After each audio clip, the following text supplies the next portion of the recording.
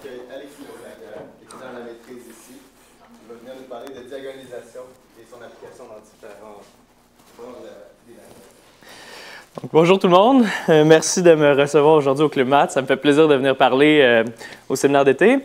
Et donc, j'avais intitulé mon exposé « Les mathématiques sales des sous-espaces propres ». C'était pour le pun qu'il y avait avec, la blague qu'il y avait avec, que j'ai intitulé comme ça.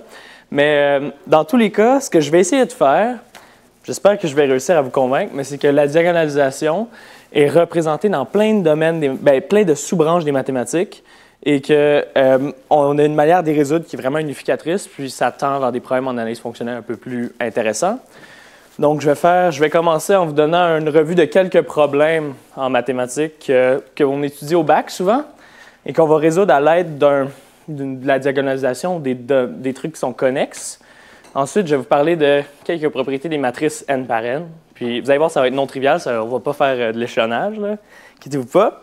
Et après ça, je vais finir avec un retour au problème, donc comment est-ce qu'on va résoudre ça. Et par-ci, par-là, il va y avoir des bouts de mathématiques un peu plus avancés. Si vous les comprenez moins bien, c'est pas si grave que ça. Mais j'espère que vous allez avoir du plaisir. Et n'hésitez pas à poser des questions. Oui, ça va me faire plaisir d'y répondre. Donc, je commence en premier avec un premier problème qu'on va étudier, qui est les problèmes en dynamique. Donc, quand on a, par exemple, un champ vectoriel, donc on se place peut-être dans R2. Donc, ça ici, c'est en dynamique. Dynamique. Et ce que je veux dire par là, c'est des systèmes.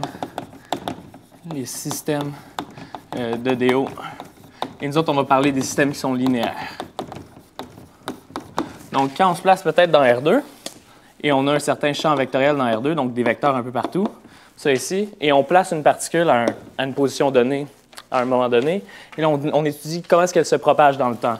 Donc, si elle suit le flot champ de vecteurs, ou comment est-ce qu'elle se propage, comme si c'était à travers l'eau, peut-être.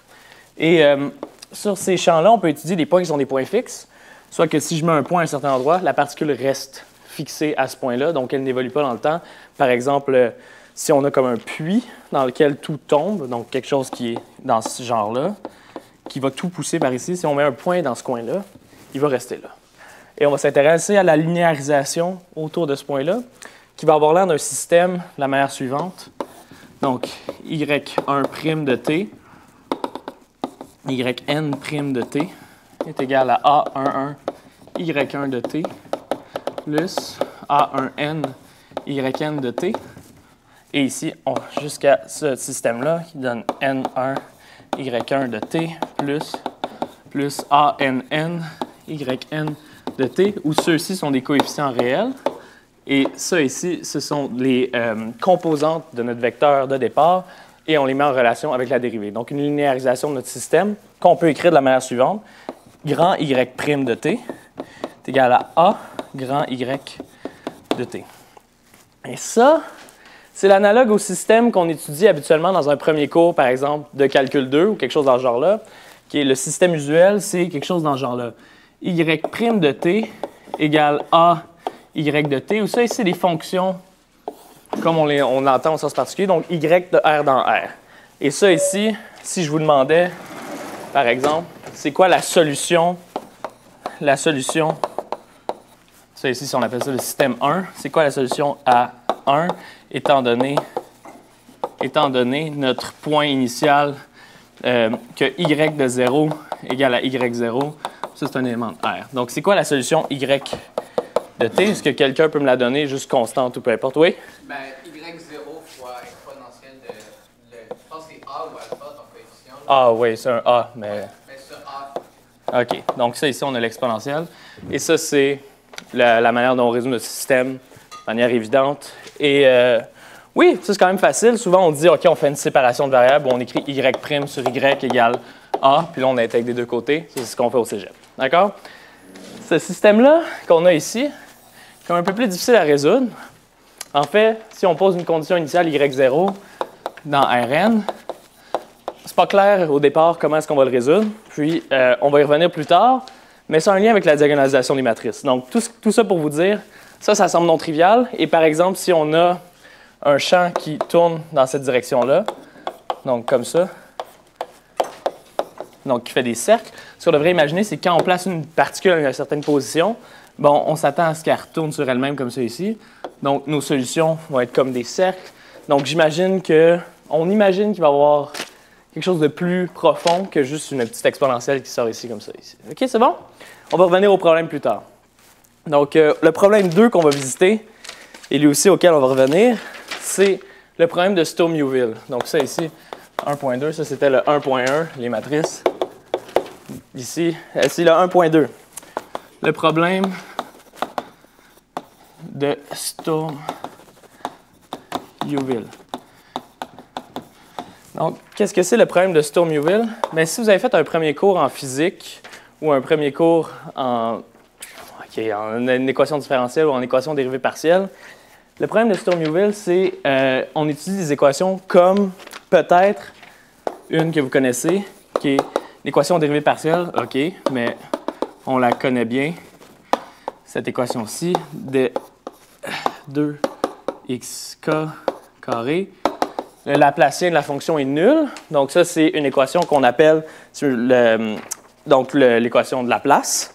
Et on étudie en physique souvent une équation aux valeurs propres associées, donc qui est l'équation des ondes, donc qui est la suivante. D2, dt2, excusez, ici un coefficient lambda peut-être, mais on va mettre lambda carré, ou non, lambda c'est correct. Donc ça, c'est l'équation des ondes qu'on étudie qui est associée. Et ça représente par exemple la vibration d'une membrane d'un tambour ou genre de trucs comme ça. D'accord? Donc ça, on étudie souvent des équations dérivées partielles, leur équation aux valeurs propres associées. Et ça, quand on regarde, quand on a un impôt à ce que f soit une fonction de r dans r, on tombe au problème suivant, le problème où y'' de t égale, ou quand on fait une séparation de variables sur ce genre d'équation-là, moins lambda carré y de t, ou si on veut l'écrire de manière un peu plus intéressante, la manière suivante. Et là, on demande à ce que, par exemple, les embouts soient fixés, que, par exemple, y de 0 égale y de 2pi égale 0. Donc ça ici, vous connaissez probablement les solutions à cette équation-là. Ça, c'est l'équation de la corde vibrante. Donc, on fixe deux embouts, puis on observe la corde qui vibre comme ça ici, puis on regarde les fréquences propres de notre équation. Donc, on a toujours une équation, l'équation valeur propre associée. Et à partir de ça, on a un opérateur qu'on appelle l'opérateur de Sturm-Liouville qui généralise un peu la théorie. Donc, je vais vous présenter cet opérateur-là. Juste avant, je veux mentionner, on part avec ça, si on est capable de le résoudre, mais dès qu'on vient demander y' de t, moins y' de t égale f de t, pour un f fixé, c'est ce qu'on appelle l'équation de Poisson, ça devient tout à coup vraiment plus difficile à résoudre, et c'est cette équation-là peut-être qu'on aimerait résoudre des fois. Donc, l'opérateur de Sturm-Liouville est le suivant. Donc, L est égal à 1 sur R de x. Ici, D dx, c'est des droits. D dx, P de x d'avant. P de x, D dx. Et ici, moins S de x. OK? Donc, cet opérateur-là, qui ajoute sur les fonctions de la manière suivante, L de f de x, c'est égal à 1 sur R de x, D dx, P de x, df sur dx, moins S de x, f de x, parenthèse ici. Donc, on agit sur les fonctions avec cet opérateur-là, et on peut remarquer que cet opérateur-là, l'opérateur de Sturm-Liouville, est linéaire. Okay? Et tout tourne autour de la linéarité ici. Okay? Cet opérateur-là est un opérateur linéaire qui agit sur des fonctions qui sont deux fois dérivables avec conditions frontières. Donc, conditions frontières, ce que je veux dire par là, c'est que soit on fixe les embouts ou on fixe la dérivée au bout, d'accord? Ou on a des conditions qu'on appelle mixtes. Et ça, encore une fois, c'est un exemple d'un problème qui va toucher à l'idée de diagonalisation, d'accord? Donc, on va y revenir éventuellement.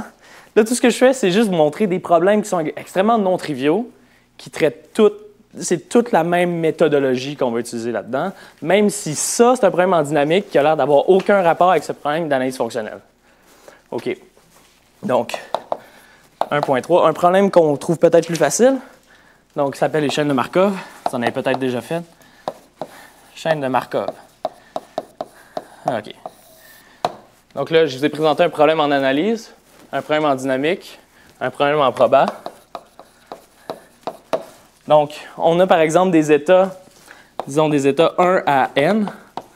d'un système. Donc, par exemple, c'est soit un système, ça peut être un ordinateur qui possède les états 1 à n, et on change d'état de manière aléatoire. Donc, on passe d'un état I,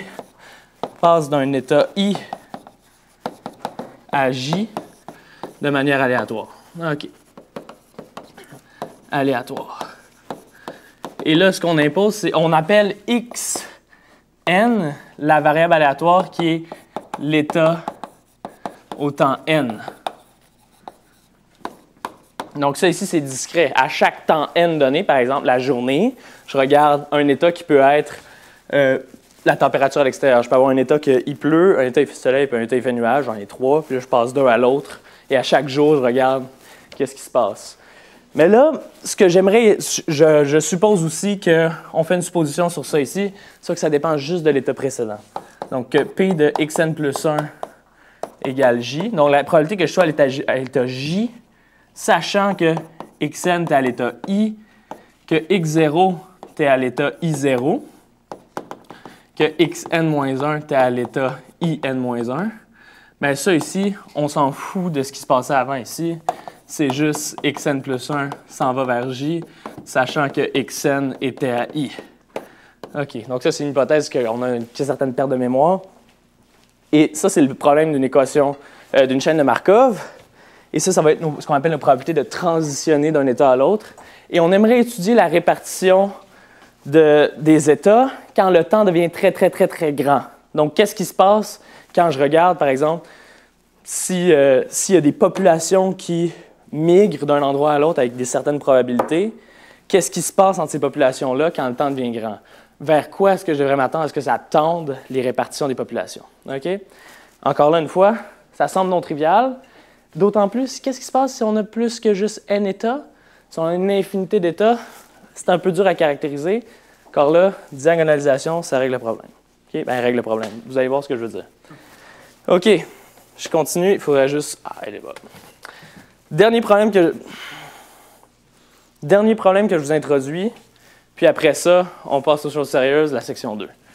OK. Donc, le problème 4, c'est pour les algébristes, d'accord? Donc, la représentation des groupes finis. Les groupes finis. OK, ça, c'est un peu plus... il y a plus de matériel là-dedans. Peut-être des définitions que vous avez moins entendu parler. OK, je vais y aller tranquillement. Mais je ne veux pas que vous insistiez sur tout comprendre ce qui se passe ici. D'accord? Donc, pour G, un groupe. Donc, un groupe, c'est un ensemble muni d'une opération. L'opération possède un neutre. Chaque élément a un inverse. Cet inverse-là, quand j'inverse l'un avec l'autre, ça donne le neutre. Et l'opération est associative. Pas besoin de commuter. Là, je vous donne la définition rapidement. Pensez peut-être au groupe des matrices, à l'ensemble des matrices munies de la multiplication matricielle et celle dont le déterminant est non nul. Ça peut être un exemple de groupe.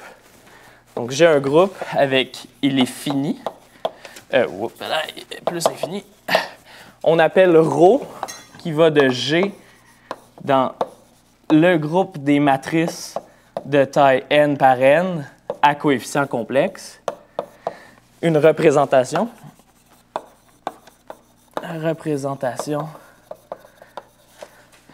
De G si ρ, dans le fond, c'est une fonction qui, à chaque élément du groupe, associe une matrice inversible. Donc, c'est comme si le groupe se représentait à travers les matrices. Et ça, ils sont inversibles, donc chaque élément devrait pouvoir correspondre à son inverse. Et tout ce qu'on impose, c'est que ρ communique la structure de G. Donc, ρ de GH, quand je multiplie dans le groupe, c'est la même chose que si je multiplie les matrices. OK? Donc, ça, c'est ce qu'on appelle une représentation de G. Et on aimerait étudier la chose suivante. Les matrices agissent sur les vecteurs de Rn. C'est des matrices n par n. Donc, ils agissent comme étant des automorphismes de Rn, des transformations linéaires. Ce qu'on aimerait faire, c'est savoir, est-ce que je peux trouver un sous-espace vectoriel de Cn tel que, pour tous les éléments de G, quand j'applique la matrice correspondant à cet élément-là, ça reste dans le même sous-espace vectoriel. OK? Donc, qu'il soit stable par une action de G à travers la représentation ρ. Est-ce que vous comprenez un peu ce que je veux dire? Donc, on a comme, si on a un plan, puis on a une droite à travers ce plan-là, qui passe par l'origine, quand je fais agir G dessus, je reste dans la droite. Je ne bouge pas de là. OK? Donc, ρ fixe un sous-espace vectoriel. Est-ce qu'on peut trouver ce qu'on appelle des sous-représentations? OK? Je ne veux pas définir tout ce qui se passe là-dedans, mais encore là, c'est lié au problème de diagonalisation et surtout à ce qu'on appelle les fonctions centrales. Mais là, à partir de là, je coupe maintenant, je dis, OK, on a mis beaucoup de problèmes, beaucoup de pain sur la planche. C'est vraiment non trivial, tout ça, tout ce qui se passe au tableau là. J'aimerais ça vous proposer une manière de résoudre le problème, ou du moins une idée une avenue vers laquelle on s'en va. OK? C'est bon. Est-ce qu'il y avait des questions sur les 4 problèmes que j'ai exposés, que ce soit des clarifications ou peu importe? Est-ce que c'est clair? On ne va pas tous les résoudre. On va résoudre lui, on va résoudre lui. Lui ici, on va vous dire comment le résoudre. Lui, on n'y touchera pas. Mais ça, c'est une avenue potentielle. OK? Si jamais le temps, il reste du temps, peut-être 1.4. OK? Oui, Charles? Juste en haut à droite, RX, FX, puis SX, c'est quoi? C'est des fonctions Oui. déterminées? Oui, c'est ça. Ceux-là sont un peu plus arbitraires. Celle-là, on demande à ce qu'elle soit positive. OK, on divise par c'était égal à 0, problème. On demande à ce qu'elle soit positive, ça va être une fonction de poids. OK? Je vais l'introduire plus tard tantôt. Pour l'instant, je voulais juste donner une idée de ce que l'opérateur avait l'air. Tout ce qu'on a besoin de savoir, c'est elle agit sur les fonctions, c'est linéaire. OK? C'est bon? Clair? OK. On passe aux choses sérieuses. Bien, passe aux choses sérieuses. On parle juste de matrice n par n pour l'instant.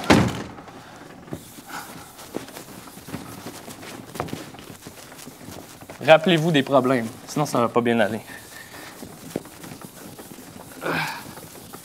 OK. Donc, 2. Qu'est-ce qui se passe ici? Matrice n par n. OK. Bienvenue au premier cours d'algèbre-line. Donc, qu'est-ce qu'on a fait pour le premier cours d'algèbre-line? On a établi le théorème suivant. Théorème. Si A, qui est une matrice n par n à coefficient complexe, admet... Est-ce que ça va? OK.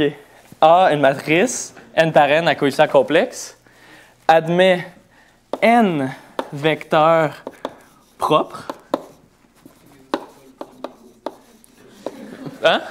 C'est pas le premier cours, c'est le deuxième. OK. Le premier cours, je veux dire, le premier cours, je dis le semestre. Ah, OK. OK. Premier cours, le semestre d'algèbre linéaire au complet. Donc... Guillaume Polquin, genre vecteur propre, t'es comme c'est ça. Non, c'est pas bienvenue, on va échelonner les matrices pendant 8 semaines, puis après ça, on va faire des matrices diagonales, OK? Donc, on fait ça pour tout de suite. Admet n vecteurs propres linéairement indépendants. Alors, il existe P, une matrice inversible à coefficient complexe, et ce matrice inversible, groupe général linéaire. Okay, je vais juste l'écrire comme ça. Je vous habitue, là. Okay? Un changement de base. Un changement de base tel que P-1 A P. Donc, change de base. Je m'en vais dans P, j'utilise P pour me rendre à A. Après ça, j'applique P-1, tel que ça soit diagonal. Diagonale. OK. Ça, c'était votre premier cours. Le semestre au complet, c'était littéralement faire ce théorème-là, ou presque, là. Parler d'espace pré-hilbertien un peu, mais ça fait ça. OK. Ça, cool, c'est presque ce qu'on voudrait. Mais il y a un problème. Si on considère la matrice 1, 1, 0, 1, OK? Est-ce que celle-là, elle est diagonalisable? C'est quoi son polynôme caractéristique? P de lambda égale, j'enlève lambda ici, j'enlève lambda là. Ça ici, il y a le 0 qui multiplie celui-là. 1 moins lambda au carré. Donc, j'ai une racine double en lambda égale 1. Qu'est-ce qui se passe quand lambda égale 1? Si j'essaie de voir c'est quoi les vecteurs propres, si ça, j'appelle ça A. Qu'est-ce qui se passe quand j'ai AV égale V? Pour un vecteur propre dont la valeur propre est lambda est égale à 1. J'ai la chose suivante. V1, V2, ici, j'ai la somme égale V1. Donc, j'obtiens V1 plus V2 égale V1. Et là, ici, V1, V2. Ici, on a le V2 égale V2. OK. Ça implique V2 est égal à 0, puis V2 égale V2. Sure. OK. Ça veut dire que les seuls vecteurs propres que j'ai sont des vecteurs propres dont, ben, du moins en apparence, je dois avoir V2 égale 0. Donc, j'ai juste la première composante qui est non nulle. Mais là, si elle est nulle, elle est non nulle, bien, tous les autres vecteurs dont la première composante est non nulle et l'autre est nulle sont linéairement dépendants l'un avec l'autre. OK? C'est quand même clair. Donc, cette matrice-là, elle n'est pas diagonalisable. Mais on a quand même l'impression que les vecteurs dont la première composante est non nulle et dont la deuxième composante est nulle forment une espèce de quasi-diagonalisation de la matrice. OK? Donc, j'aimerais vous présenter le théorème suivant, qui est un théorème qu'on ne voit pas dans le premier cours d'algèbre linéaire et qui habituellement sont faits dans les cours d'algèbre linéaire plus avancés et qui sont faits dans les cours d'équations différentielles quand on ne fait pas juste faire des résolutions d'équations de degré 2 à tour de bras. OK. Donc, le théorème suivant, théorème qu'on appelle décomposition de Jordan. Donc, ça ici, on disait, on quasi-diagonalise avec la première composante, puis l'autre 0. Mais ce qu'on veut faire, c'est la chose suivante. Décomposition de Jordan. Chaque matrice, toutes les matrices, OK, toutes, dans M, N par N, C, admettent une décomposition de la forme suivante. P-1, A, P, change de base. Ça ici, encore une fois, une matrice inversible. Et je suis la manière suivante. J1, lambda 1. Si c'est toutes des zéros, J1, J2, lambda 2, blablabla. Jn, lambda n. OK, c'est pas une bonne lettre. K, lambda K. Ça ici, c'est des zéros, ça c'est des zéros, c'est sur la diagonale. Et où les JL, c'est ce qu'on appelle des blocs de Jordan.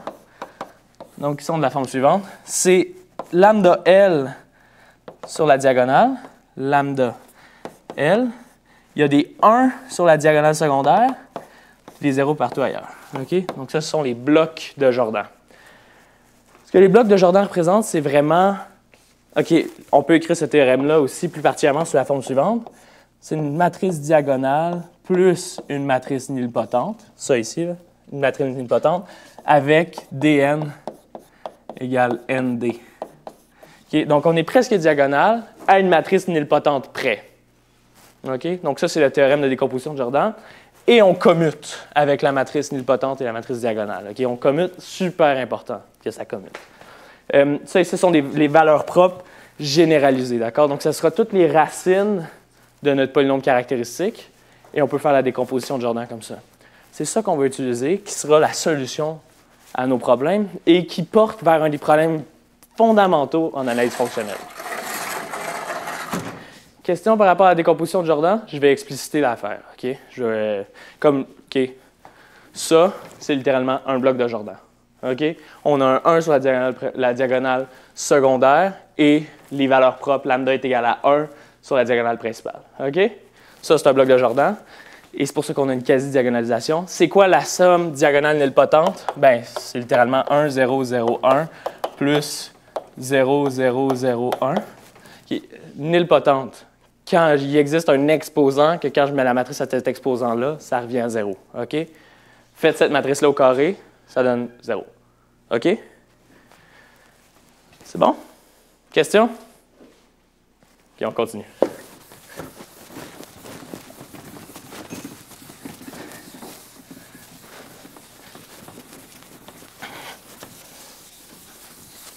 OK, la première partie, ça, on a introduit ce qu'il y avait à faire.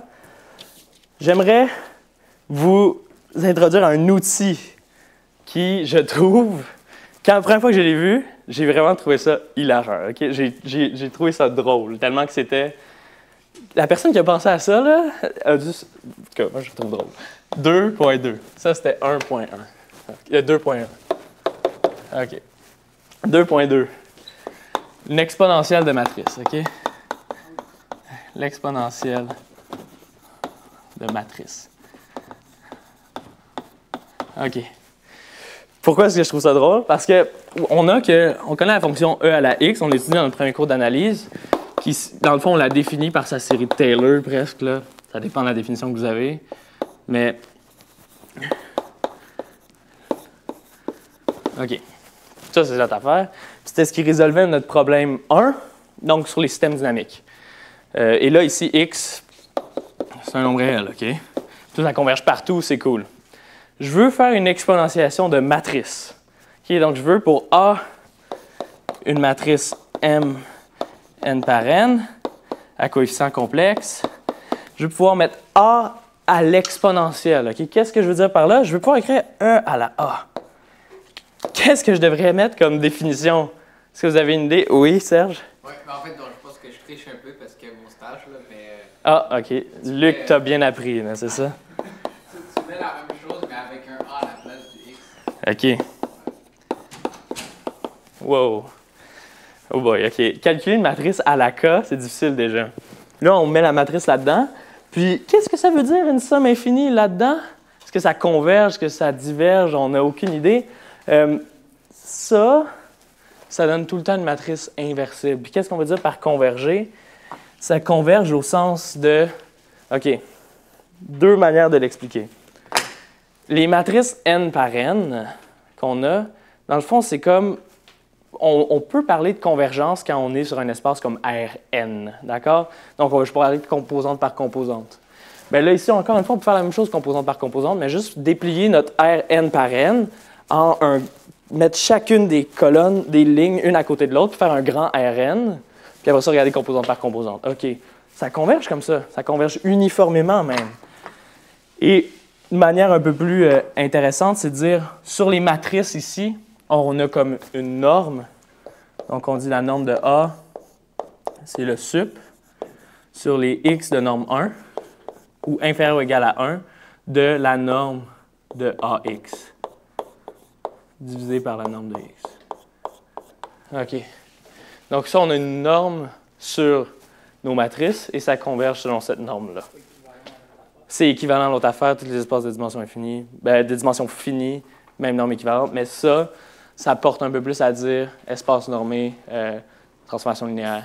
Si tu travailles sur des opérateurs qui sont une dimension infinie, ça marche encore? Cette exponentielle-là, mais ça s'en vient, OK? Il y a des trucs cool qui s'en viennent.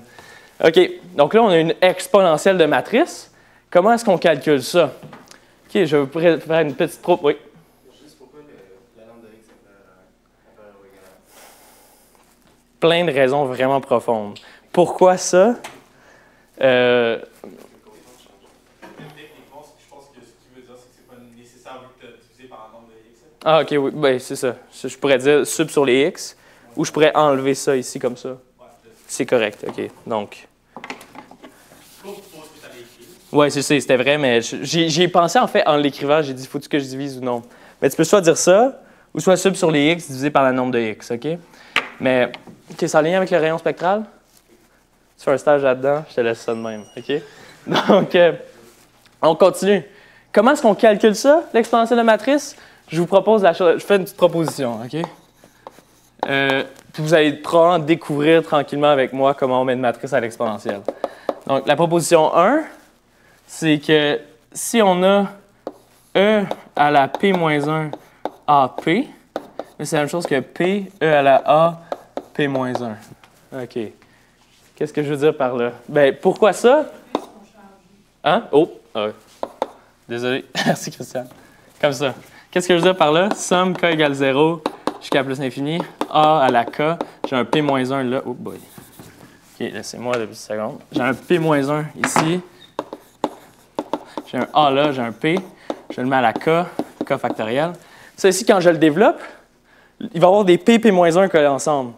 Tout s'écrase dans le centre. On obtient A à la K. Le P-1 sort ici. Donc, j'obtiens somme K égale 0 plus infini.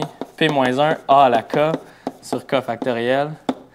P. Est-ce que vous voyez ce que j'ai fait là, l'espèce de... Ça s'écrase parce que je vais avoir P-1 A, P.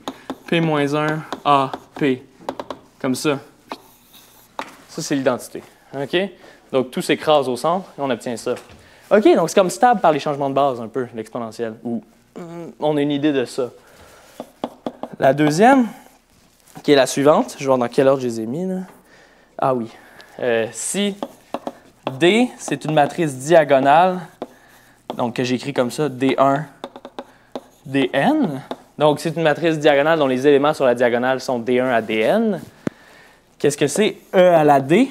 Est-ce que quelqu'un peut le voir tout de suite? E à la D, ça rentre à l'intérieur, là. Qu'est-ce que je devrais écrire ici? Vous voyez, toutes les matrices sont mises à la K. Quand on met une matrice diagonale à la K, ça met l'élément à l'intérieur à la K. Donc ici, on va avoir l'espèce de série de Taylor rentre dans la matrice. Puis qu'est-ce qui se passe? J'attends l'audience. Est-ce que quelqu'un... Tu fais... Ça donne diagonale de E à la D1, E à la Dn. Ça met les éléments sur la diagonale à l'exponentielle. OK. C'est surprenant déjà qu'il y a comme les définitions coïncident. Quand je dis que j'étais vraiment heureux, là, c'est des trucs comme ça que tu dis, quelqu'un a défini ça, puis l'exponentielle de matrice puis l'exponentielle de nombre réel communiquent. OK? Puis dernière petite partie de la proposition.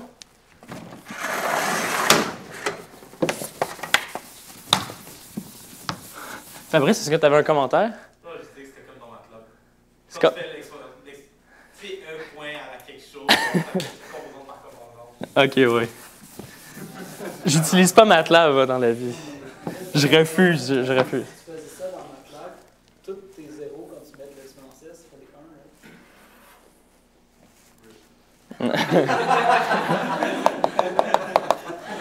OK. Dernière petite proposition. J'ai jamais fait ce rendu au c'est jamais arrivé. Si AB égale BA, alors on a exponentielle de A plus B égale exponentielle de A fois exponentielle de B. OK. Ça, c'est la dernière proposition. Mais nécessaire que A et B commutent. Pourquoi? Parce que là, on peut juste regarder. Quand on développe ça, celui-là ici, c'est la somme, K égale 0 jusqu'à plus infini, de A plus B à la K sur K factoriel. Ça ici, s'il ne commute pas, on ne peut pas faire le développement à la binôme de Newton, parce que ça ici, ça devient somme K égale 0. S'il commute, somme L égale 0 à K de A à la L, B à la K moins L sur K factoriel. Puis ça ici, c'est un produit de Cauchy de E à la A, E à la B. OK? Donc, c'était nécessaire que ça commute. Oui? Il te manque pas les coefficients binomiaux. Il manque les coefficients binomiaux, bien dit. Donc, on écrit KL, A, K, B, L moins K, L, K moins L, K factoriel. Merci, Serge. Puis ça, c'est le produit de Cauchy, E à la A, E à la B. OK. Donc, quand ça commute, cool. Maintenant, ça a l'air tough à calculer. Là, je vous le dis d'avance, là. On dit, mets la matrice à l'exponentielle. On a vu en algèbre linéaire, calculer A à la K, rough.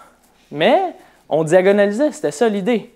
Donc, encore une fois, ce théorème-là, cette proposition-là nous dit, hey, c'est peut-être une bonne idée de diagonaliser notre matrice. Parce que là, on va avoir A égale PD, P-1.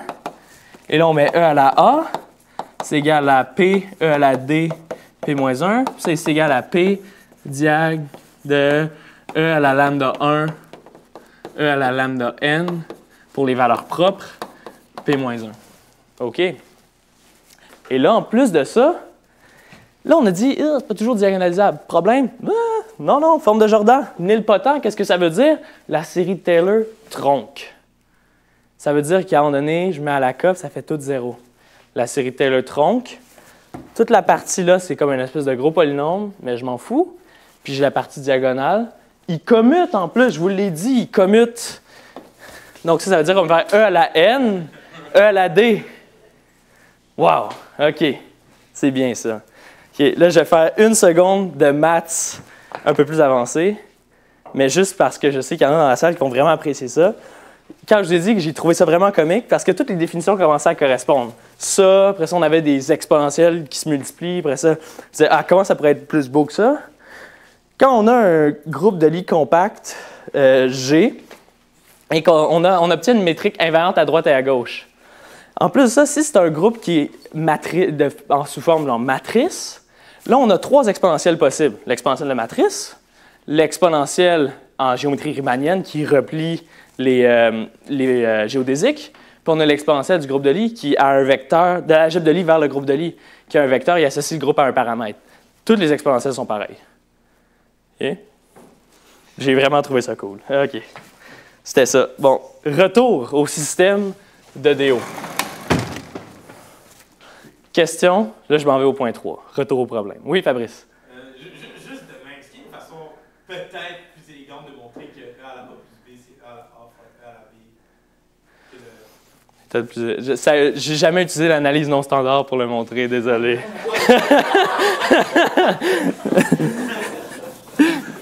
Je sais pas. Désolé. Peut-être. Produit de Cauchy, moi je trouve ça correct. OK. 3, retour au problème. OK. Maintenant que vous avez vu les exponentielles de matrice, je vous repose la question, soyez complètement intuitif, là. On a y' de t égale a y de t. Ça, c'est une matrice, ça, c'est un vecteur. Après ça, on a une condition initiale y0 égale y0. C'est quoi la solution? Soyez complètement intuitif, là, ceux qui ne l'ont pas vu. Okay? Ceux qui ne l'ont pas vu, pas ceux qui font genre un stage avec Luc ou quelque chose comme ça, là, je ne sais pas. Est-ce que quelqu'un veut me essayer une solution? Et soyez intuitif. Là. Qu'est-ce que ça donne? La solution pour ordinaire, là, c'était y de t égale CE à la AT. S'il vous plaît, quelqu'un, OK? Faites la même maudite affaire. Qu'est-ce que j'écris? Oui, Julien. OK. Il y avait un truc là-dedans. Il faut mettre le Y0 ce bord-ci. Mais à part ça, même maudite affaire, OK? Même maudite affaire. Donc, hein? C'est même pas clair, ça dépend si tu travailles sur des lignes. Oui, c'est ça, c'est sur des lignes ou des colonnes. Dans ma tête, je suis toujours dans les vecteurs colonnes parce que je suis une personne correcte, OK? Et qu'on a ça comme ça, OK? Ça, c'est ce qu'on devrait... C'est ce qu'on a intuitivement fait. C'est exactement la bonne méthode. Quand on fait la dérivation, ça va faire la même affaire. Même affaire, puis vous allez avoir la bonne solution, OK? Je vais faire un petit exemple pour vous aider à vous ancrer là-dedans. OK, on est bon dans le temps en plus, donc je suis super heureux. Je pensais que j'en avais trop, mais wow! OK, bien fait. Donc, intuitivement, ça donne ça, c'est vrai. OK? L'exponentielle de matrice, je vous dis, c'est le truc le plus intuitif que vous avez croisé dans les maths. OK? D'après moi. Peut-être. Je sais pas. Premier cours d'algèbre linéaire. Hein? Donc, y1' de t égale, pas le coefficient ici, moins y2 de t. Et ça ici, y2 de t' égale y1 de t. OK, puis pas de coefficient y2. C'est quoi la matrice? Ça, c'est un système. On ne parlera pas de condition initiale tout de suite. C'est quoi la matrice associée? A égale 0, moins 1, 1, 0. OK. Bon. Avant même, je vais faire un petit dessin. Quand on est, par exemple, au point 1, 0, ici, la pente en y1', donc comment je m'en vais par là, c'est moins y2. Donc, j'irai, mais là, c'est 0. Donc, je ne bouge pas dans ce sens-là, mais je bouge ici de manière verticale. Et lui ici, comme ça ici. Et lui ici, comme ça ici. Et lui ici, comme ça ici. Lui, ça devrait aller de même. OK? Ça, c'est le flow, comment ça se passe. Okay? C'est ce que la matrice a de l'air. Okay? Est-ce que vous comprenez un peu ce que je fais? Quand je fais ça comme ça avec mes bras, là, ça veut dire ça tourne de même. Cette matrice-là fait tourner les affaires. Okay? Ça devrait être quoi, les solutions? Des cos et des sines, ça tourne, on dit. OK? Ça a l'air pas mal circulaire. Et puis en plus de ça, ici, ça, c'est perpendiculaire, c'est perpendiculaire. OK? Puis ça, ici, ça risque d'être perpendiculaire à ça.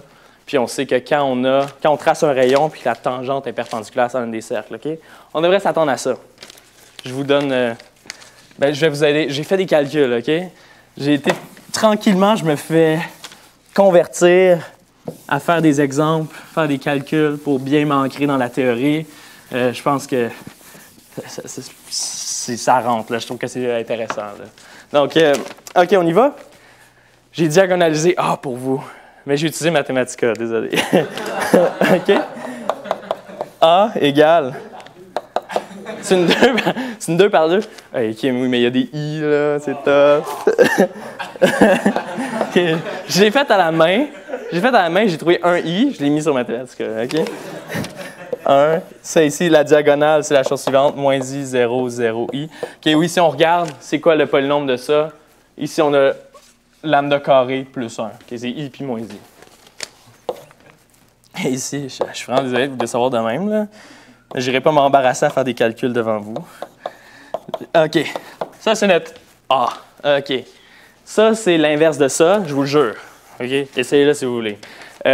Donc, qu'est-ce que E à la A donne? On a dit que c'était ça notre comme solution fondamentale. E à la A donne la chose suivante. E à la A égale moins I, 1. Ça à l'exponentielle. OK, il faut rajouter le E à la AT. Là. Il y a un T qui va aller se mettre ici, puis un T qui va se mettre ici. Donc, c'est AT. OK? Donc, E à la AT. E à la moins IT. Est-ce que quelqu'un est bien rapide puis peut me dire, je peux développer ça un peu avec la formule d'Euler? Des gens qui ont fait une conférence sur la formule d'Euler. Qu'est-ce que j'écris ici? Ah, là, tu me demandes à moi? Oui. Cos de T moins ici de T. OK, il y a les cercles qui apparaissent déjà. Puis ici? La même chose avec le plus. Nice. OK. Puis ça ici, même matrice-là. I sur 2, moins I sur 2. Une demi. OK, on fait la multiplication dans notre tête. OK, qu'est-ce qu'on obtient? Cos de T moins sinus de T, sin de T, cosinus de T. C'est quoi ça? Ça va être des cercles, OK? Donc, SO2. hein? SO2. SO2? Ouais, les rotations. OK. Je sais pas, c'est bon. Je n'étais pas convaincu si c'était une phrase complète ou non, juste ça, mais oui, mais là, ça va être des cercles, OK? Mais cette affaire-là ici, oui, ça fait juste tourner les affaires, OK? Je suis d'accord. Déterminant et le déterminant, c'est 1 en plus, OK? Oui, donc ça, c'est la matrice qu'on obtient, la solution fondamentale. Après ça, on a juste à mettre un vecteur qui va définir par où est-ce que je pars. Quand on multiplie ici, ça va donner des cercles pour chacune des composantes, OK? C'est cool? Par exemple, si je mets 1, 0, 1, 0, ça fait cos, sin. C'est vraiment un cercle. 1, 0, 1, moins sin, cos. OK, je suis quand même convaincu. Donc, ça tourne selon des cercles. OK. Deuxième problème. Là, il me reste 15 minutes. Question par rapport à ça. Là, je vais aller dans des trucs un peu plus, que je trouve un peu plus intéressants. OK? Ce que je veux dire par là, c'est que là, on a fait le problème en dimension finie. On travaillait sur CN, puis on disait « Wow, bloc Jordan, cool ». Sturm-Liouville, c'était linéaire, mais c'était pas sur CN, genre vraiment pas. C'était sur des espaces de fonctions. OK, donc par où est-ce qu'on s'en va? C'est là que le mathématique sale arrive. C'est bon.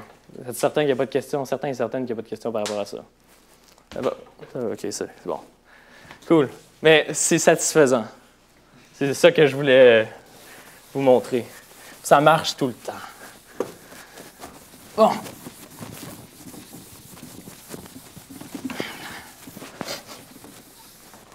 Bon.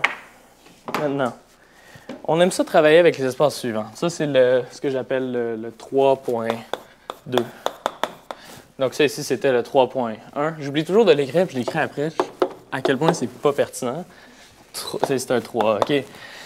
Ce qu'on fait, on aime travailler avec un espace qui s'appelle L2, par exemple R ou C, ou ici on met peut-être un intervalle réel. OK? Et ce qu'on veut dire par là, c'est qu'on l'appelle LP de I. C'est l'ensemble des fonctions qui partent de I à valeur dans C, telles que l'intégrale sur I de la valeur absolue de F à la P est finie. OK? Les fonctions qui sont leur PIM puissance est intégrable. Là, je vous cache des choses. Je ne parle pas intégrale au sens de Riemann, mais je parle intégrale au sens de Lebesgue. Okay? C'est qu'ici, je m'intéresse aussi aux fonctions qui ont quelques petits problèmes en certains points, donc qui sont un peu pathologiques. Mais ça, c'est excellent. Ça fait de cet espace, c'est un espace vectoriel. parce que je peux additionner des fonctions, les multiplier par un nombre réel, par un nombre complexe. Donc, j'ai le corps des complexes qui agit sur les fonctions. Okay? Donc, j'ai un espace vectoriel comme Cn. Là, j'ai comme la base a l'air grosse. Okay? Comme sur Cn, on avait des vecteurs avec un 1 puis des 0, puis après ça, on changeait le 1 puis ça marchait. OK. C'est plus clair que ça marche ici. Okay? Et on travaille avec L2 en particulier. Là, j'ai mis LP. On travaille avec L2 parce que L2 a une géométrie malgré tout. Malgré que c'est un espace de fonction, il y a une géométrie. La géométrie issue de Cn, c'était quoi? On avait le produit scalaire. On peut parler d'orthogonalité. Dans L2, même chose. Mais l'orthogonalité est un peu plus difficile. Okay? Donc, sur L2 de R, on a le produit scalaire. Le produit scalaire suivant, quand je fais F, produit scalaire avec G, je l'écris entre parenthèses comme ça. C'est une manière d'écrire les choses. Là. On peut renormaliser devant avec une fonction poids. Donc, il y avait la question d'une fonction poids par Charles, qui est plus là. Charles avait dit une fonction poids, mais ici, on intègre sur R, F, G bar. Ici, X, X. Ici, on a peut-être une fonction poids dx, d'accord? Donc, ça, ici, notre produit scalaire. Ça, c'est, étant donné qu'on est à valeur dans C, cette affaire-là, c'est le conjugué complexe. Okay? Ça, c'est notre produit scalaire. Ça nous permet de parler des fonctions qui sont orthogonales entre elles. C'est des fonctions, cette intégrale-là, peu importe ce qu'elle veut dire, donne 0, ça veut dire que les fonctions sont orthogonales. Orthogonale, il faut disparaître d'un angle à 90 degrés. L'angle est défini par le produit scalaire, pas le contraire à partir de maintenant. Okay?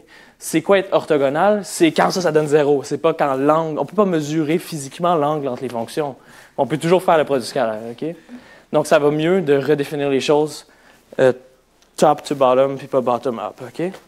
On est comme ça. C'est un produit scalaire. Qu'est-ce que c'est un produit scalaire? Ici, c'est linéaire. Ici, c'est sesquilinéaire par rapport à ça, puis c'est symétrique avec une barre. Okay?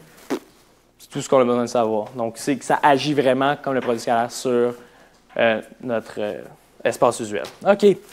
Et à partir de ça, on avait l'opérateur de Sturm-Liouville, c'était L. On peut dire que L de Sturm-Liouville agit de L2, où ici, je mets des petits parce qu'il faut un concept de différenciabilité, puis là, ça, c'est pas tout à fait ça, puis finalement, je parle d'espace Sobolev, mais là, OK, on va dire ça comme ça, qui sont différenciables deux fois, avec des conditions frontières. Avec conditions frontières. OK. OK, ça, c'est... Je mets des grosses accolades parce que ce que j'ai pas envie de faire, c'est un cours. Ce que j'ai envie de faire, c'est des trucs que je trouve cool. OK, mais là, L, tout comme on avait un concept de matrice qu'on appelle auto-adjointe, on a un concept d'opérateur qu'on appelle auto-adjoint. Donc, L est spécial parce que si on applique L à F, qu'on fait le produit scalaire avec G, c'est la même chose que si je prenais F, je faisais le produit scalaire avec LG. OK? Ça a des propriétés vraiment, vraiment, vraiment intéressantes. Ça veut dire que toutes les valeurs propres de L, parce que L, c'est une transformation linéaire ici, toutes les valeurs propres de L seront réelles. Pourquoi? Parce que j'ai la chose suivante. L, F. F, si F est une fonction propre de L, mais ça donne lambda, ça sort un lambda F. F. Ici, on peut sortir le lambda devant. Lambda, nombre de F. OK, je perds le contrôle du tableau, ça va plus bien. Au carré. OK? Ça, c'est un nombre positif. Quand on fait F fois F bar, c'est un nombre positif, l'intégrale est un nombre positif. OK? Puis là, quand on change le L, ça donne F, L de F. Puis là, on fait la même chose, mais là, c'est un lambda bar qui sort avec le nombre de F au carré. Ça, c'est positif. Ça, c'est positif. On divise, on a lambda égale lambda bar. C'est justement ce qu'on voulait. Les valeurs propres sont réelles. OK. Et en plus de ça, les fonctions propres sont orthogonales. Si on a deux fonctions propres f et g, on a la chose suivante. Lambda f, la valeur propre de f, fois le produit scalaire ici. C'est égal à rentre le produit scalaire, rentre le L, ici F, G, change de bord, F, L, G, le LG qui sort avec une barre, FG. Soit cette affaire-là c'est égal à 0, ou soit cette affaire-là, soit les fonctions doivent être orthogonales, ou soit elles doivent avoir la même valeur propre. Ça ici c'est tout réel, donc ça ici je peux enlever le bar. Donc ça ici, s'ils sont de valeurs propres différentes, ils sont orthogonales. OK, et à partir de ça, théorème d'Arzelà-Ascoli nous permet de montrer que, tranquillement, cet opérateur-là est vraiment le fun parce que, d'autant plus que ces fonctions propres sont orthogonales, ces valeurs propres sont toutes réelles, mais on peut demander à L2 d'avoir une base, donc une base au sens un peu plus élargi. Donc, on peut avoir des sommes infinies, mais des éléments de la base, et la base sera une base orthonormée de L2. Et ça correspond justement à tout un cours que vous avez fait en deuxième année, ça s'appelle cours d'analyse appliquée, que si on prend un L particulier, donc le L qui est moins D2 sur DX2, ça nous sort quoi? Ça nous sort la théorie des séries de Fourier, quand on prend L2 sur l'intervalle moins pi à pi, et qu'on renormalise avec une petite fonction poids. Okay? Donc ça, c'est ce qu'on appelle le théorème spectral, et c'est de décomposer les opérateurs qui sont auto-adjoints. Okay? Et, tranquillement, c'est juste pour vous dire, la décomposition bloc-Jordan, que je vous ai montré plus tôt pour les opérateurs qui sont dans les espaces dimension finie à dimension finie, eux, super bien classifiés, on a décomposition bloc-Jordan. Dès qu'on tombe en dimension infinie, une décomposition bloc-Jordan, c'est un des problèmes centraux en analyse fonctionnelle, puis on n'a aucune idée si on peut le faire en général. Tantôt, c'était n'importe quel. Là, je vous ai présenté pour L auto-adjoint. OK, là, ça marche. Pour un L ou un T plus spécial, on ne sait pas. Pour T linéaire dans deux espaces de Hilbert, si T est ce qu'on appelle un opérateur normal, qui est comme le meilleur résultat qu'on a à date, on a un théorème de décomposition spectrale. OK. Puis, donc, c'était pas mal ce que je voulais vous dire par rapport à ça. La fin, c'est un peu parti en flèche, mais c'est ce que je voulais. Donc, former une base de vecteurs propres de cet espace de fonction-là. Donc, une base selon laquelle j'agis composante par composante. Et là, je peux commencer à résoudre des équations comme des équations de Poisson que je vous ai présentées plus tôt, en résolvant composante par composante. Donc, c'est de décomposer un problème très compliqué sur un espace de dimension infinie en plein d'espaces de dimension 1, puis on résout tout ça simultanément. Donc, ça a été une revue de la diagonalisation en partant des trucs plus élémentaires, des problèmes, vers des problèmes plus intéressants. Et en théorie de la représentation, des algèbres associatives, c'est ce qu'on fait majoritairement, c'est des trucs de décomposition bloc-Jordan et ça aide énormément à travailler avec ça. Donc, merci beaucoup. J'espère que ça vous a plu.